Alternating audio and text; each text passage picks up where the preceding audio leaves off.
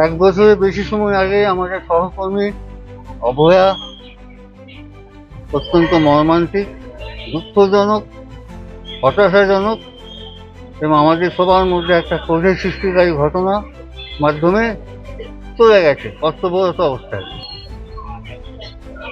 আমরা বিচার পাইনি, এখনো পাইনি। আজকে সেই বিচার এবং সেই অতৃপ্ত আত্মার শান্তি কামনার উদ্দেশ্যে, তার প্রতি সহমর্মিতা জ্ঞাপনের উদ্দেশ্যে আমরা 2 মিনিট নীরবতা পালন করলাম। একটাই, এখানে আমাদের সহকর্মী, সেবিকাবৃন্দ এবং সমস্ত লেভেলের স্বাস্থ্যকর্মী সবাই আমরা এখানে উপস্থিত হয়েছি। এখানে একটাই মেসেজ, সেই মেসেজটা হচ্ছে এই ঘটনাটা আমরা এখনো মন থেকে মুছে ফেলতে পারিনি।